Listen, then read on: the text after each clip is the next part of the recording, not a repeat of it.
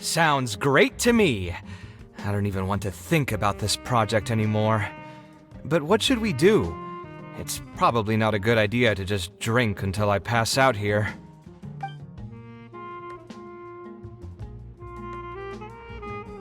Huh? Where did that come from? I mean, it's not like it's some kind of secret. You probably already know some bits and pieces of my past. My mother is also an architect. I've always adored her drawings, and when I was young, I used to sit next to her and watch her bring all kinds of buildings to life on paper. You could say my interest in architecture just naturally grew with time. Perhaps. In fact, I have also seen my mother argue with her clients, but she would always quickly find the motivation to return to her work. Unfortunately, I've barely had any contact with her since she remarried and moved abroad. Even if I wanted to ask her about her ability to stay positive after an argument, it would seem rude to barge into her life again over something as trivial as that. I did remember something else, though. When my mother left, she only carried some small personal luggage with her. She left most of the belongings in the house to me. At the time, she even told me that it would be great if I could learn a few lessons from her life experiences, so my life and career could go a little more smoothly. I hadn't quite come to grips with my emotions, and didn't really have it in me to go through any sentimental items, so I just packed anything with memories away in a box and haven't reopened it since. It's been a really long time. Now that so many years have passed, maybe I have finally developed the maturity I need to face those memories without losing my mind. Yeah, I should dig it out and take a look.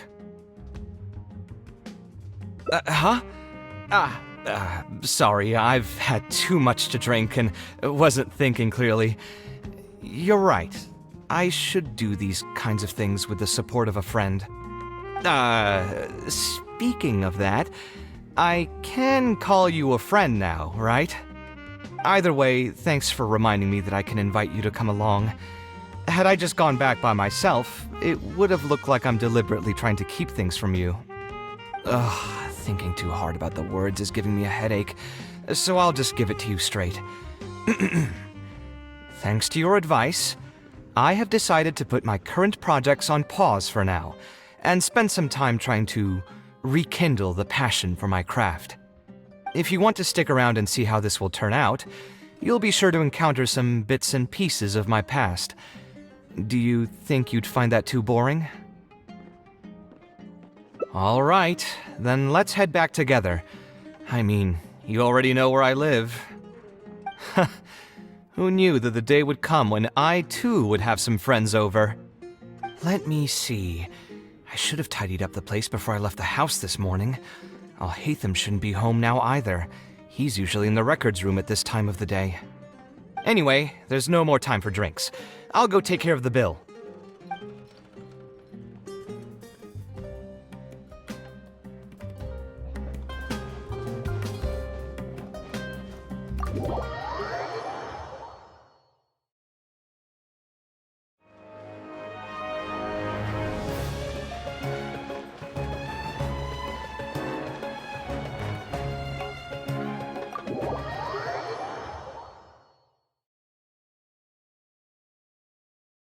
Alhaitham isn't in, so feel free to sit wherever.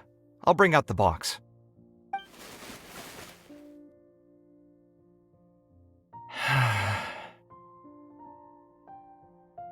Oh, nothing. I just didn't realize how much time had passed. The box is pretty dusty, which means it's already been a while since I've moved into this place, and many years since my mother moved to Fontaine. I'm happy for her. I hope she'll be able to find happiness there. She raised me all by herself after my father passed away. It definitely wasn't easy for her. Anyway, enough about that.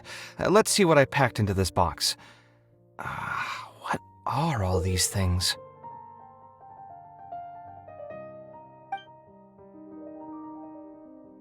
Oh, I remember now.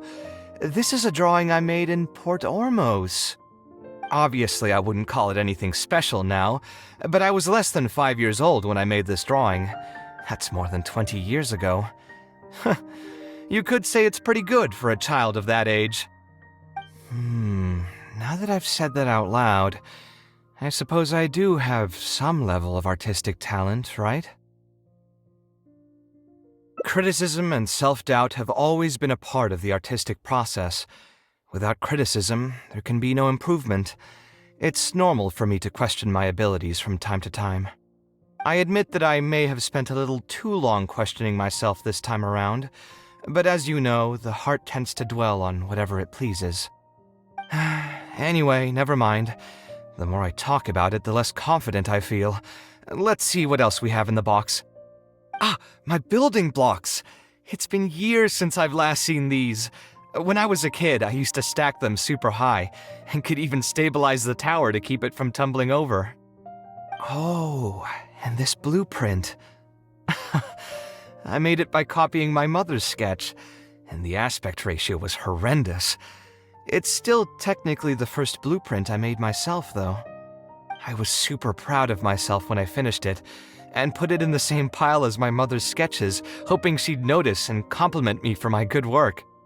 Unfortunately, my mother didn't realize that I had put it there. When she had a meeting with a client the next day, she handed my blueprint to him by mistake. The client was completely confused by this new blueprint, but apparently he felt too tongue-tied to question such a famous architect. It was only a few days later that he finally gathered up the courage to pay my mother a visit. He asked, "The door in this blueprint is even taller than the roof. Is this supposed to be part of the design?" My mother took me with her to personally apologize to the client several times. She didn't scold me about it in private, though. Instead, she went over all the steps required to draw a good blueprint, and was very patient throughout the whole process. I still remember it like it was yesterday. Let's see, is there anything else left in this box? What was this again? Ah, this is my mother's notebook. She used to write and sketch in it all the time. When I was a child, I used to be super fascinated by this notebook, and always pestered my mother to let me read it. After asking her a few times, she told me that I could read it as long as I could guess the password. Wonder why she didn't take this notebook with her. Did she leave it to me on purpose? If only I could. I never managed to guess the password. Hey, it's not a matter of time, it's a matter of inspiration. That's what we need to guess the password. Who knows, maybe this time something will click in my head, and the answer will just present itself. Let me think. What could it be? I could tell what you were thinking. Don't worry, I tried all the easy guesses a long time ago. I've tried my name, my father's name, my mother's name, my grandparents' names on both sides, and all of our birthdays. I've tried every name and number remotely related to my family. I've even tried stuff like "Love you, Kaveh," "Take care," and "Yours truly." I've tried every cheesy phrase and well-wish in the book, but this lock has refused to budge. I wouldn't try that route again. I have a hunch that it won't be that simple. Also, if she really did use something like that, she'd never hear the end of it from the folks over at Haravatat if they ever found out.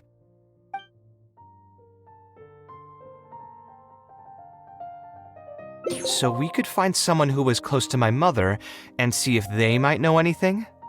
I see what you're saying, but who should we talk to for that? My mother was never really the one to be social. My father was the one with more friends, but all those connections were severed when he died. Let me think.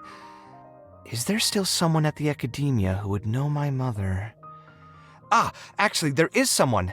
Professor Zaha Hadi. You've never really heard of her? She's a famous Gasharwar scholar and leading expert in formal garden design. My mother studied under her as a student many years ago. Professor Zaha Hadi published many works during her career, so I was able to learn a lot by studying her essays. If there's anyone who still remembers my mom, it'd be her. She's older now and is no longer teaching at the academia. But if I remember correctly, she spends most of her time around the Bimarstan area. Let's go take a look. We might run into her if we're lucky.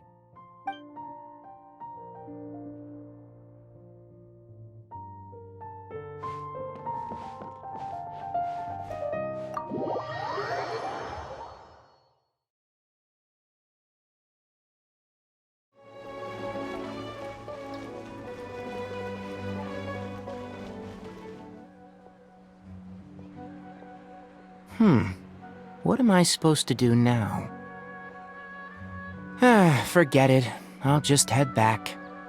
Tighnari, what are you doing here? Oh, it's you. Good to finally see you again. I came into the city to buy some experiment reagents, hoping to bring them back with me to Gandharvaville.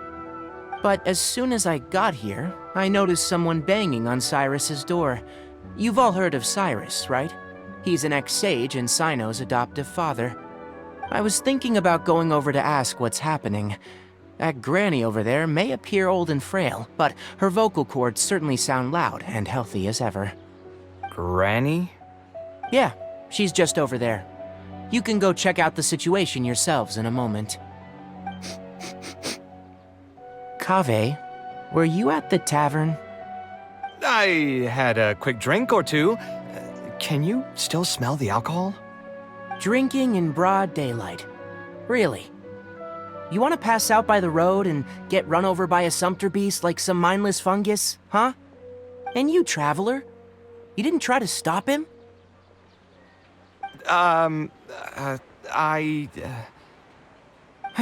You look like a wreck, Kaveh. What happened? Are you feeling down again? You know what? I'm hosting a meal at Pardistii tomorrow evening. Do you want to come? Huh? Oh, I had no idea. Let me think for a moment. I'll come if I can find some time. All right. Then I'll plan on reserving 2 seats for you. I'll be heading back to Gandharvaville for now. I have a feeling that argument over there is going to continue for quite some time. It might be best if we don't get involved. A granny who lives nearby. Let's go take a look.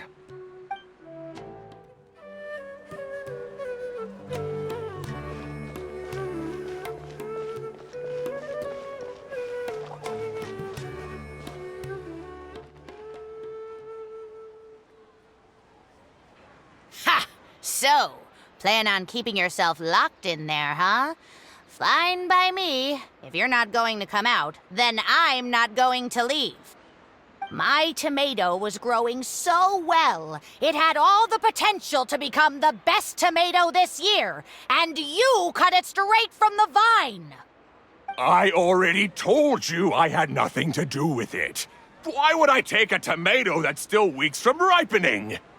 You'd have to be awfully green as an investigator to think it was me. Ugh.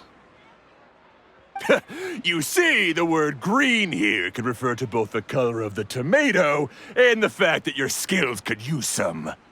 Enough nonsense! Just come out and face me, you coward! You're out of your mind. If I've actually done something wrong, then get a mantra and pull me out by force, why don't ya? Oh, why you? Professor Zahahadi? And who are you? Oh, Kaveh. Fancy seeing you here. How long has it been? Come on, get over here and let the professor take a good look at you. Not bad, not bad. You've grown taller again. Professor, what's going on here? It's no big deal, really. A few of us old scholars got bored in our retirement and decided to put together a vegetable growing competition. At the end, whoever loses will have to go up on stage and do a performance for the winners. Which brings us to our current predicament. My tomato was sure to win until a certain someone decided they couldn't bear to lose. Hey, don't try to defame me in front of the kids. If we're airing out each other's dirty laundry now, then why don't we talk about you sneaking into Janat's garden the other night? Ahem!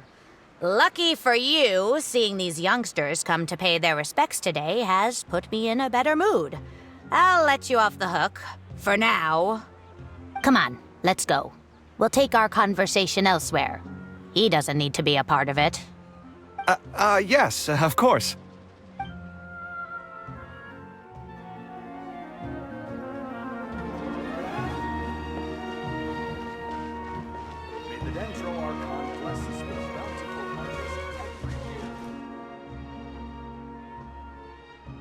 Is Faranak still doing well? Yes, as far as I know. She left for Fontaine some time ago and started a new life for herself. She's still doing work related to architecture, though. Ah, yes. I did hear about that. Did that upset you at all? No, not at all. She's already sacrificed a lot raising me as a single mother. That's good to hear. Your mother did struggle quite a bit those few years. It's probably a good thing that she found a new place to call home. Sometimes I wonder if things were harder for her because she was so beautiful. People were always drawn to her beauty first, only to realize she had a sensitive and vulnerable heart underneath. She was still quite young when she first joined my class as a student. Beautiful and radiant with her golden hair, yet quiet and single-minded. She seemed like a lass from some aristocratic house who was seeing the outside world for the first time. She had to make a lot of drastic changes in her life to raise you on her own. Even during her time in the academia, she was a thorough perfectionist. If she was unsatisfied with something she had made, she'd insist on redoing it, even if I was perfectly happy with it. She had many admirers, and they'd always fill up the first few rows of seats, hoping they could get closer to her sitting in the first row. If it were any of my other classes, you'd have found nobody sitting in the front. But every time I saw her, she was always in that same rigid pose. She'd have one hand on her forehead with the other clutching her pencil. Her eyebrows would be knitted in a frown as she concentrated on the blueprint in front of her. I'm sure she had many difficult moments in her life. How did she cope with the stress? I'm not too sure. She never talked about such things with me. She rarely opened up to other people, you know. I do remember one time, though, when she got into a heated argument with a friend. She said something I found very memorable. She said, "True art cannot be understood, but as an artist, I wish some people could understand its meaning and value." If you ask me, that's probably the greatest source of pain for geniuses of their craft. It's extremely hard for them to find someone who can truly understand their ideas. So that's how it is. I wonder if the password could be... I tried both just now. Seems those aren't it either. What are you trying to do? My mother left her notebook to me, but it has a password and I haven't figured out what it is yet. I'm trying to learn more about her so I'd have a better chance at cracking the code. Thank you for all that you told us. It's the least I can do. Talking to youngsters like yourself makes me feel younger too. Honestly, looking at you now, I can see how much you resemble her. It's almost as if she's standing right in front of me again. Your personalities are quite alike too. You're both stubborn and both a little awkward. Of course, I'm sure the similarities are mostly superficial. But so long as you continue to harbor those traits, you'll find a lot of difficulties in your work.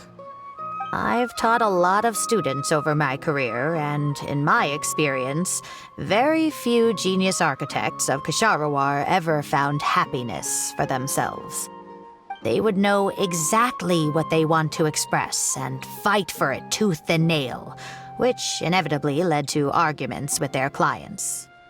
Some clients would choose to respect the architect's vision or just let the argument go because of the architect's reputation, but those are the rare ones.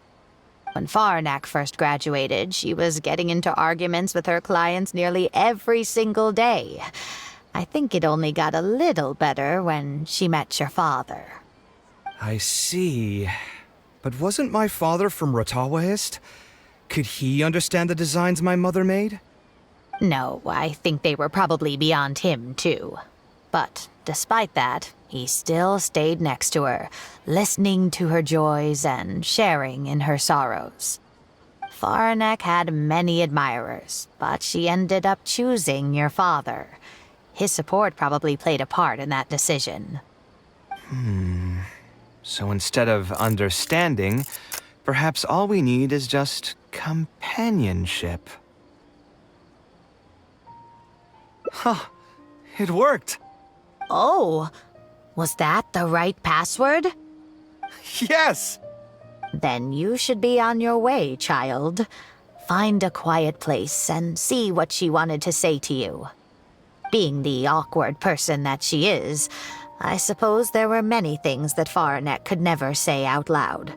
Instead, she probably left them in her diary, hoping that they would make their way to you one day. If you're ever in a mood to chat again, just come and find me here. You're always welcome to discuss architecture topics with me as well. Thank you so much, Professor. There's no need to be so formal. I'll let you kids go. It's time for me to take another stroll around the vegetable garden. I wonder what my mother could have written about.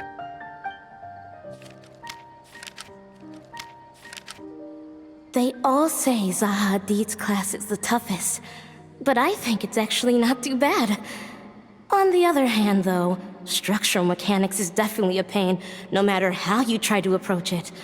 I doubled down and managed to get through it in the end. I met someone special. At first, I didn't think much of him, but now, I feel very happy whenever I get to spend time with him. We decided to name our son Kaveh. I don't think a younger me would have ever imagined forming such an intimate bond with another person. Back then, I lived only in the shadow of myself, as well as that of the dream in my heart. The bad news came. And even though it's been several days now, I still can't bring myself to come to terms with what happened. My eyes are so swollen, it's hard to see. What if they're all lying to me? And this is just a long, cruel dream. But I have to face reality. I still have someone to take care of. No matter what happens, I'll do my best to raise my son on my own. Huh? Is this a drawing? Seems like it was done by my mother.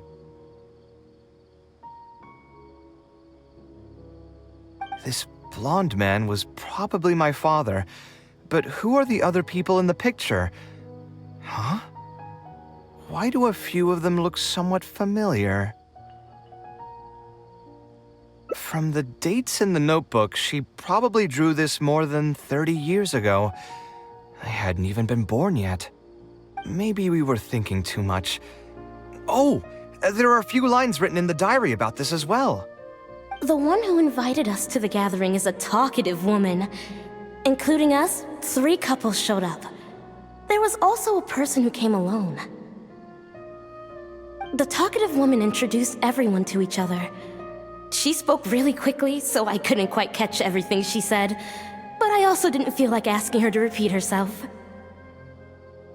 My husband seems to be friends with the man with long ears.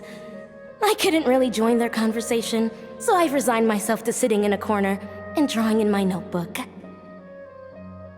I don't think I'd be able to become friends with any of these people, especially that stiff-looking couple.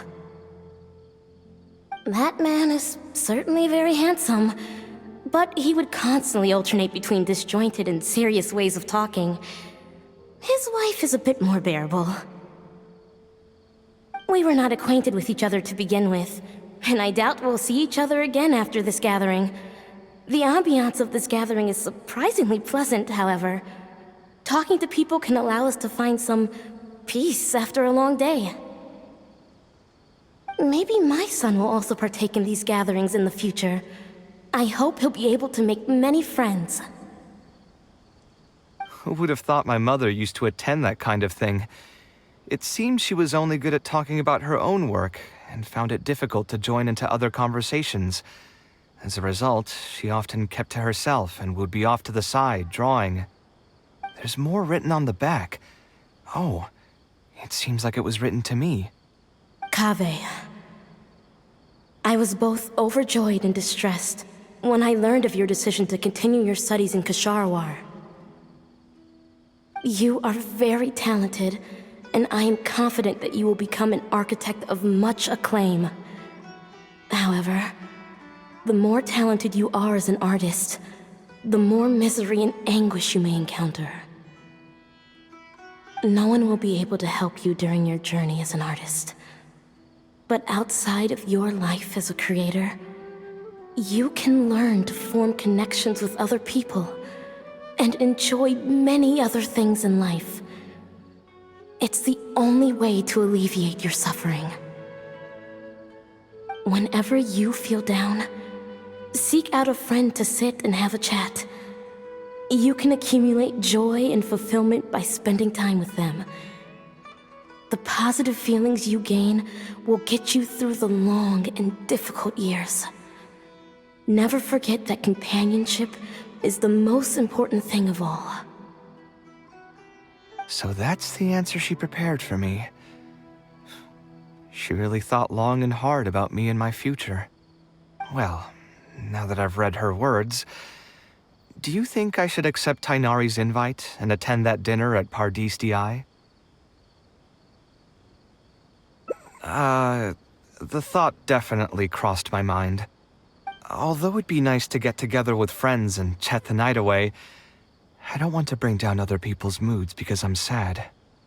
Besides, don't most people hate the feeling of seeing their friends troubled and being unable to help? And what's worse, nearly all of my problems can't be easily resolved with some encouraging words or gesture. And don't forget, I'm also older than all of them. As their senior, I should appear to be a bit more responsible.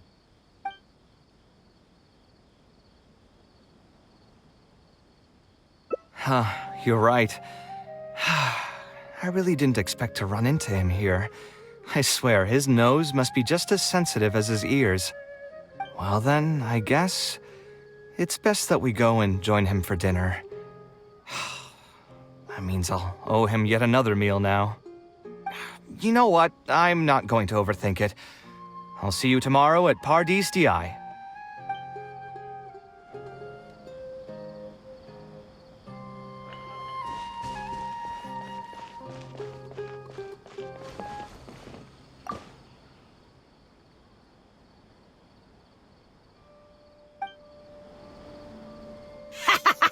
We'll see how long you can stay cooped up in there.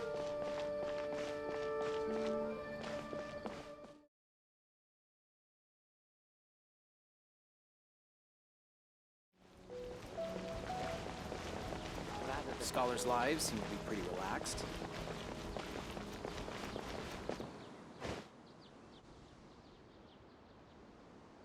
Al-Haytham also got my invite, right? Will he be coming to join us? That guy? He's never been a fan of social gatherings. I wouldn't get my hopes up if I were you. Are you sure? All right then. I guess we won't wait for him. Yeah, let's go. I mean, maybe we should give him a little more time. We can keep chatting for a while longer. Oh, sure. You still haven't told me, what's the occasion for getting us together here at Pardis Di? We're celebrating the end of the first phase of Kaveh's studies. I wanted to thank you all for the help you've given her along the way. Then where's Kaveh? She said she wanted to show everyone a bit of what she's learned, so she's still doing some last-minute prep at home. She'll be here shortly. Anyway, let's get started. To tell you the truth, I'm actually not so confident that the second phase will go as well as the first. The curriculum will become a lot more involved, and I'm worried that she won't be able to get through all of it. I was hoping we could brainstorm about it together before she gets here. I knew this wouldn't be just a simple free dinner. Is that why you also invited Al-Haytham? Yes, I thought it would be good if we could all put our heads together about this. Anyway, let's take a quick trip down memory lane. What did you guys do when you ran into a problem that you didn't know how to solve? Or got assigned a project that you knew you weren't gonna finish on time? Never happened to me. I'd just pull another all-nighter. You two are hopeless. Does anyone have a more useful answer to the question? Ooh, that's a good point. Confidence is the most important thing. Once you lose your sense of confidence, it'll become all but impossible to find the motivation to study. This could be a potential direction. I have already redesigned the literacy curriculum, and I was originally hoping to ask Al-Haytham for his opinion, but... It's very simple. Instead of focusing on the amount of material you would like to teach, focus on the amount a student would be able to remember. Wow, you actually showed up. I could probably count the number of times you've actually come to gatherings like this on just one hand. It's still more than the number of times you've managed to get a proposal approved on the first try. As long as you're still aware. So, what made the difference this time? Are you looking to drink your sorrows away with some friends? That's your purpose for being here, not mine. Don't project your ways of thinking onto me. So you're saying the only reason you came is to help Tainari with his brainstorming? Precisely. Kale will have a long road in front of her. Hey, just to get one thing clear. Even if Kale manages to make her way to the academia, we cannot let her enroll in her Avatat. Kasharawar is obviously the best choice for her. She's been a trainee forest ranger for so long, she'll definitely be good with her hands. What are you saying? Spawn Tamad is the better choice. It's where I graduated from, after all. Then what about Amorta? That's the Darshan her master actually graduated from. There are only 2 other Darshans left. We might as well select all of them on her enrollment application. I'm trying to have a serious discussion here. Traveler, you aren't associated with any of the 6 Darshans. In your opinion, which Darshan would be the best choice for Kale? Well said. Agreed. And my goal in inviting you here was to gather some thoughts on the execution of this second phase. Phase 2 far exceeds Phase 1 in both curriculum complexity and the speed of instruction. I hope Kale has prepared herself for what is coming. Hey, what are you thinking now? Please don't tell me you're planning on lending her those abstruse books from your home library. Actually, I was thinking about lending her a professions guide. I'll make sure to write, "Don't become an architect" on the front page of that.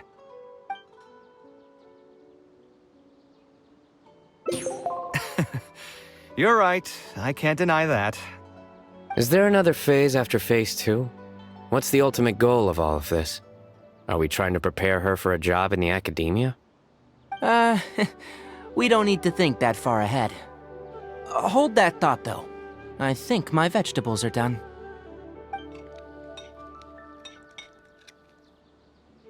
I'm telling you, that client had no idea what he was talking about. No matter what I did, he had something bad to say about it. Have you considered finding another client? They're all the same. I haven't had a good night's sleep for months now. Who do they think they are, ordering me to alter my design over and over again just because they have some Mora? It's too late now to change careers. You might as well try to find some joy in the pain. Besides, you'll be getting up in the middle of the night to make edits to your own design even when the client doesn't request it. No. That's not true. Cheer up, Kaveh. I'll tell you a new joke. We'll save that for the end, Sino. You can keep it to yourself until then. Whatever. I'm not going to use my brain anymore. Let's drink tonight to our heart's content.